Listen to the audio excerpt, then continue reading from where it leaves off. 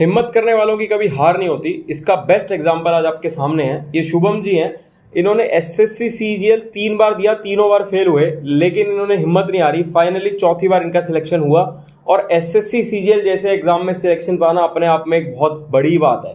CGL 2019 में fail हुए, CGL 2020 में 15 नंबर से फेल हुए, सीजीएल 2021 में ये 2 नंबर से फेल हुए और फाइनली सीजीएल 2022 में इनका सिलेक्शन हो गया और इनको एक सरकारी नौकरी मिल गई।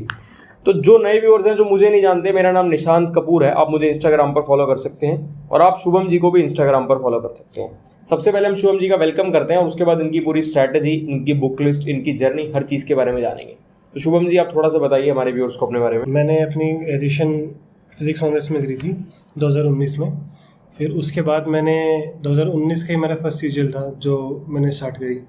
तो वो तो मेरा एक स्टार्टिंग अटैम्प्ट था, तो बस प्रीलिम्स क्लियर हो गया था फॉर्चुनेटली, बट मेंस में मेरा नहीं हो पाया था, क्लियर नहीं हो पाया था। हाँ। और 19 में कुछ ऐसा था, नॉमिनेशन का भी कुछ सीन था, तो उस वजह से भी मेरे को काफ़ी ज़्यादा, मतलब मेरा 15 नंबर का था, क्लियर हो गया था आई थिंक, बट सिलेक्शन वाले मार्क्स नहीं थे मेरे। तो यार 3 बार फेल होने के बाद भी चौथी बार आपने हिम्मत नहीं हारी, आपने सीजीएल दिया और आपने नौकरी पाई।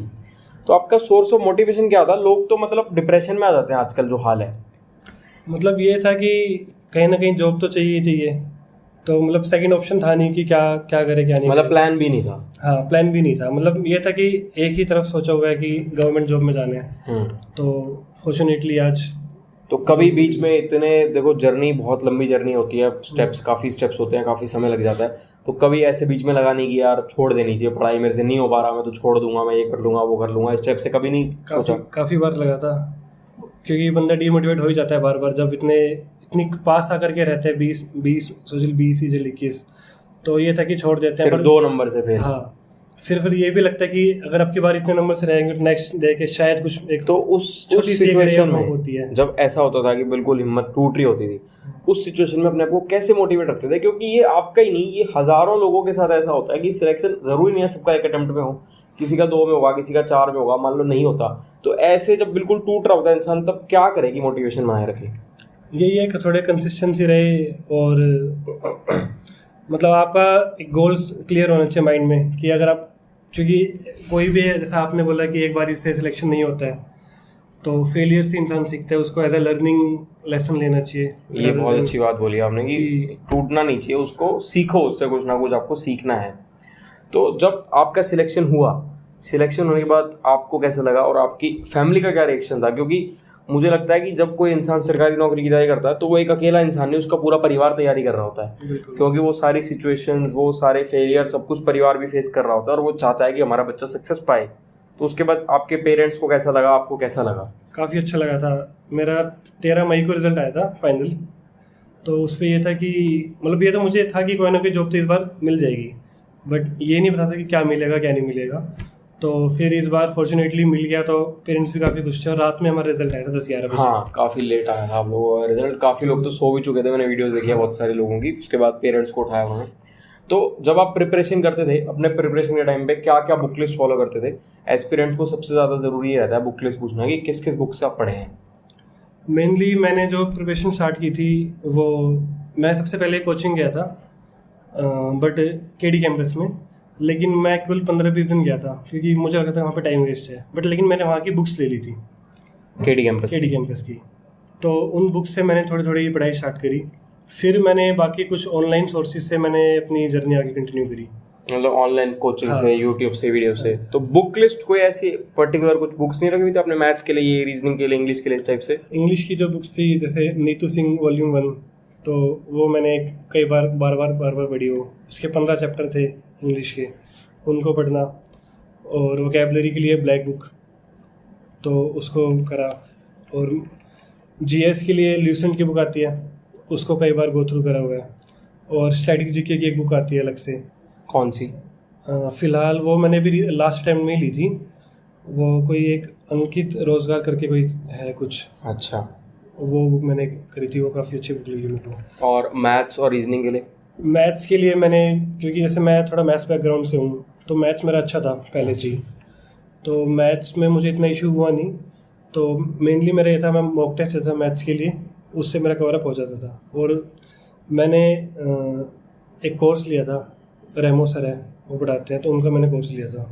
तो आपने मैथ्स के लिए कोई बुक रेफर ही नहीं करी? नहीं, मैंने कोई ऐसा मैं पहला कोई एक ऐसा एस्पिरेंट देख रहा हूँ सीजीएल का, क्योंकि मैं इतने एस्पिरेंट से मिला हूँ आज तक, लेकिन मैं फर्स्ट टाइम कोई एक ऐसा एस्पिरेंट देख रहा हूँ जिसने मैथ्स की कोई बुक रेफर ही नहीं करी। तो आप अपना स्कोर बताएंगे, आपका मेंस में जो 390 नंबर का मेंस होता है, टोटल क्या स्कोर था, और अगर चारों सेक्शंस की बात करें तो क्या क्या स्कोर था हर सेक्शन में? 390 में से मेरे जो रो स्कोर था वो 288 था, और नॉर्मलाइज होकर? नॉर्मलाइज होके वो समवेयर अराउंड 303-4 के करीब हो गया था। मतलब और कुछ पॉइंट में था, एग्जैक्ट फिगर याद नहीं है। सेक्शनल मार्क्स जैसे जीके में कितने मार्क्स थे आपके? जीके में काफ़ी कम नंबर थे मेरे। कितने? काफी जीके कम? में 36 नंबर थे। 36 कम नहीं होते। अगर यही 36 नंबर किसी और सेक्शन में होते तो वो काफ़ी कम होते, लेकिन जीके में 75 में से 36 नंबर हाँ, अच्छे होते हैं। 75 में से 75 का होता है, मुझे पता है, 50 का नहीं होता। 75 में से 36 नंबर अच्छे होते हैं जीके में, मेरे हिसाब से कम नहीं होते। और मैथ्स, रीजनिंग और इंग्लिश में कितने थे? मैथ्स में मेरे ठीक थे, 82 के आसपास थे। 90 में से? उसको मैं कम कहूँगा। 90 में से मैथ्स में अगर 82 है तो वो कम है, लेकिन जीके में 36 कम नहीं है। इंग्लिश और रीजनिंग में?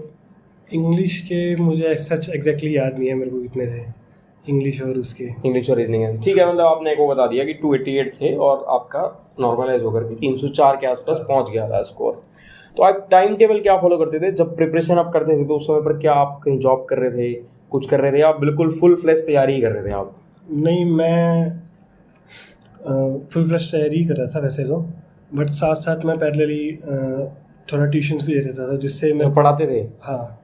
यही गवर्नमेंट जॉब्स के लिए? नहीं, एकेडमिक के लिए, क्लास 10th और ये कौन से सब्जेक्ट्स? मैथ्स। हाँ, तभी तो मैथ्स की बुक रेफर नहीं करी।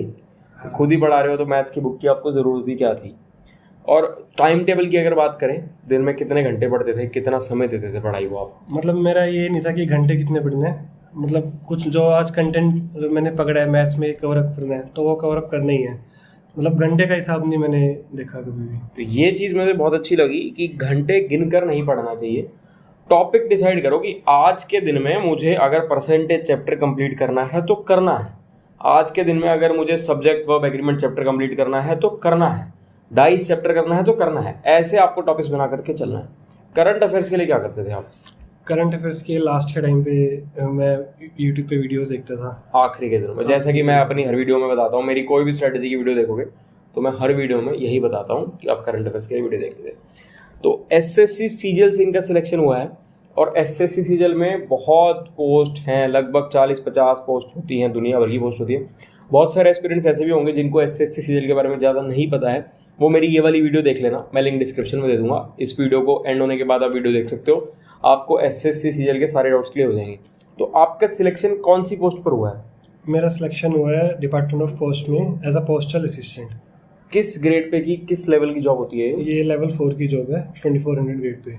तो जो इसकी एक इनिशियल सैलरी होती है, तो एक इनिशियल ग्रॉस सैलरी अप्रॉक्सीमेटली जब कोई आदमी ज्वाइन करेगा डिपार्टमेंट को, तो पहले महीने में उसको जो एक इनिशियल ग्रॉस सैलरी मिलेगी वो लगभग कितनी मिलती है? एक्चुअली मेरी पोस्टिंग ना अमृतसर में हुई है, वो वाई सिटी है।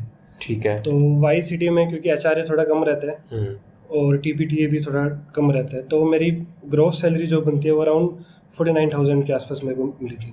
कम थोड़ी है 49,000 सैलरी। मतलब ये ही जो सीजीएल की प्रिपरेशन कर रहे हैं उनके लिए एक बहुत बड़ी मोटिवेशन है कि लेवल 4 की जॉब में आपको इनिशियल ग्रॉस सैलरी 49,000 मिलती है। तो सोचो लेवल 6, लेवल 7, लेवल 8 वहाँ तक की नौकरियाँ हैं, और मोस्टली लोगों का ड्रीम तो लेवल 7 ही रहता है। तो आपने भी मुझे लगता है शायद फर्स्ट प्रेफरेंस तो लेवल 7 की जॉब ही भरी होगी। हाँ। और होपफुली मुझे लगता है, और अभी प्रिपरेशन कर ही रहे हो तो आगे आपको वो जो भी आपका ड्रीम है मिल जाएगी। तो ये देख लो कि ये सबसे बड़ा सोर्स ऑफ मोटिवेशन होना चाहिए कि पढ़कर एक कुछ समय पढ़ाई करके इतनी अच्छी सैलरी पा सकते हो। मतलब ऑप्शन आपके हाथ में है, या तो अभी पढ़ लो जब आपके पेरेंट्स आपको पाल रहे हैं तब आप पढ़ लो, या फिर जब आप खुद बड़े हो जाओगे, जब आपको खुद सब कुछ करना पड़ेगा, तब दिन के इतने घंटे बाहर धूप में मतलब इतनी मेहनत करनी पड़ेगी। उससे अच्छा अभी एसी में बैठ करके पढ़ाई कर लो ताकि आपको इतनी अच्छी नौकरी मिल पाए और एक एज के बाद आपको मेहनत ना करनी पड़े। तो जैसे कि आप डिपार्टमेंट ऑफ पोस्ट में सिलेक्टेड हैं, तो बहुत सारे लोगों का ना मेडिकल और फिजिकल से रिलेटेड क्वेश्चन रहता है कि कितनी हाइट होनी चाहिए, क्या रनिंग होगी, वॉकिंग होगी, क्या फिजिकल टेस्ट होगा, मेडिकल कैसा होगा। तो थोड़ा सा उसके बारे में बताओ कि क्या कुछ ऐसी रिक्वायरमेंट है इस पोस्ट के लिए, अगर किसी की हाइट कम है, हाइट ज़्यादा है, कोई कलर लाइन है, किसी को फ्लैट फुट है, नॉकनीज है, तो उस टाइप से थोड़ा सा आप एक बार बता दो एस्पिरेंट्स को। नहीं, फिजिकल रिक्वायरमेंट तो कोई भी नहीं है। मतलब आपको कितनी भी आपकी हाइट है और चाहे कितनी कम हाइट है, कितनी ज़्यादा हाइट है, वेट कम है, ज़्यादा है, हाँ, किसी भी कोई भी कैटेगरी का बंदा है, इसका आपको सिलेक्शन इसमें हो चश्मा जाएगा। लगाओ, तो भी हो जाएगा, कलर ब्लाइंड हो आप तब भी हो, आपका नॉक नीज, फ्लैट फुट, सब पे हो जाएगा। रनिंग, साइकिलिंग, वॉकिंग, कुछ इसमें फिजिकल कुछ भी नहीं होता ना, मतलब जिनको फिजिकल में किसी प्रकार की कोई दिक्कत है उनके लिए सूटेबल जॉब है। सूटेबल जो है। और मेडिकल जो होता है, मेडिकल टेस्ट होता है क्या इसका? हाँ, मेडिकल टेस्ट होता है। उसमें क्या क्या बेसिक टेस्ट होता है या कुछ ऐसा कुछ बहुत मुश्किल होता है? मतलब बेसिक ही टेस्ट होते हैं मेनली, आपका ECG एंड चेस्ट एक्सरे और यूरिन टेस्ट, जो नॉर्मल एक गवर्नमेंट मतलब एक इंसान, एक मेडिकली फिजिकली फिट इंसान हो जिसको कोई ऐसी कोई मेजर बीमारी नहीं होनी चाहिए। तो इसमें जो पोस्टिंग्स रहती हैं आपकी, जैसे कि आपने बताया आप पंजाब में पोस्टेड हैं, तो क्या पोस्टिंग वहीं पर रहेगी या ट्रांसफरेबल जॉब होती है, क्या रहता है इसमें? नहीं, ये ट्रांसफरेबल जॉब है। इसमें क्या है ना, रूल 38 के अंडर मतलब प्रोविजन होता है रूल 38, 1 साल बाद हम ट्रांसफर के लिए अप्लाई कर सकते हैं। मतलब पहले साल जहाँ पोस्टिंग मिलेगी, जैसे कि GST में जोन एलोकेट हो जाते हैं, ऐसे इसमें भी कुछ ना कुछ इसमें सर्कल एलोकेट होते हैं। अच्छा, जैसे सर्कल यहाँ पे आप कह सकते हैं स्टेट, ठीक है। जैसे मेरे को पंजाब सर्कल मिला है और उसके अंदर डिवीजन होता है। उसमें जो मेरे को डिवीजन मिला है वो अमृतसर डिवीजन मिला है। तो आपकी डिवीजन के अंदर भी मतलब आपको अगर सर्कल मिला है ना, तो जो डिवीजन मिला है वही डिवीजन मिलेगा आपको, रहेगा, उसमें भी ट्रांसफर नहीं हो सकता 1 साल तक। 1 साल तक। 1 साल के बाद हो सकता है। 1 साल के बाद आप एलिजिबल होते हो, मतलब अप्लाई करोगे, जब भी टर्न आएगा फिर टर्न हाँ, वाइज, मतलब जो फिर वेटिंग लिस्ट निकलती है, हर 3 महीने बाद वेटिंग जाती है। तो अगर आपका नंबर जितना जल्दी नंबर आपका आएगा उतना जल्दी आपका ट्रांसफर हो जाएगा। तो एक बेरोजगार इंसान होता है जो 3 साल से तैयारी कर रहा होता है, 3 साल फेल होता है, 3 साल फेल होने के बाद सीधा चौथे साल उसकी सरकारी नौकरी लग जाती है, तो लाइफ में क्या चेंजेस आते हैं? क्या मतलब ऐसा सोशल रिस्पेक्ट मिलने लगती है? जैसे देखो सबसे बड़ा इशू यही है कि रिश्तेदार हो गए, आस पड़ोस वाले लोग हो गए, उनके ताने कि क्या कर रहा है, कुछ नहीं करता, तो उसमें आपकी लाइफ में क्या चेंजेस आए? नहीं, गवर्नमेंट जॉब का तो एक वैसे ही स्टेटस मिल ही जाता है, चाहे आप कोई भी डिपार्टमेंट में या फिर किसी भी पोजीशन पे हो, स्पेशली इंडिया में तो जैसे ही डे 1 से जब मेरा रिजल्ट आया तो काफ़ी लोगों के फ़ोन्स आने लगे थे, फ्रेंड्स के और रिलेटिव्स के भी, कि अच्छा है, कंग्रेचुलेशन, फाइनली 3 साल की मेहनत रंग लेके आई है। और तो काफ़ी अच्छा रहा, मतलब वो तो मतलब गवर्नमेंट जॉब तो यहाँ पर हर आदमी करना चाहता है, चाहे वो कुछ भी कहे, लेकिन ऑलमोस्ट हर बंदे का कभी ना कभी ड्रीम रहा होता है, हर बंदा कभी ना कभी तैयारी करता है, चाहे वो बाद में ये कह ले कि यार हमें तो बहुत नौकरियां मिली, हमने तो करी नहीं। बहुत दुनिया ऐसी जो मेरे को बोलती है, बहुत बोलती है, हाँ, कि भाई हमें तो बहुत मौके मिले, हमने तो कभी करी नहीं, सरकारी नौकरी कुछ नहीं रखा। लेकिन सच्चाई यही है कि सरकारी नौकरी बहुत बढ़िया है, जॉब सिक्योरिटी जो है इस नौकरी में, जॉब सिक्योरिटी है, सोशल रिस्पेक्ट है, अच्छी सैलरी है, अच्छी फैसिलिटीज़ हैं, गवर्नमेंट आपको इतनी अच्छी फैसिलिटीज़ देती है, गवर्नमेंट क्वार्टर देती है, मेडिकल फैसिलिटीज़ देती है, LTC आपको घूमने तक का पैसा देती है कि अगर आपको कोई घूमने जाना है तो पैसा, आपके बच्चों की एजुकेशन की बहुत पैसा आपको रीइंबर्समेंट मिल जाती है। मतलब इतने पर्क्स हैं और इतने बेनिफिट्स हैं कि मैं बताते बताते थक जाऊँगा। तो जिन लोगों को कुछ लोग भ्रमित करते हैं कि सरकारी नौकरी में कुछ नहीं रखा, उनको मैं बता दूं कि सरकारी नौकरी बहुत शानदार नौकरी होती है। तो जिनका भी एम है सरकारी नौकरी, लगे रहो, आप लोगों को डगमगाना नहीं है, अपने एम पर डटे रहना। अगर वीडियो अच्छी लगे तो वीडियो को शेयर करो और कपूर गुरुकुल चैनल को सब्सक्राइब करो।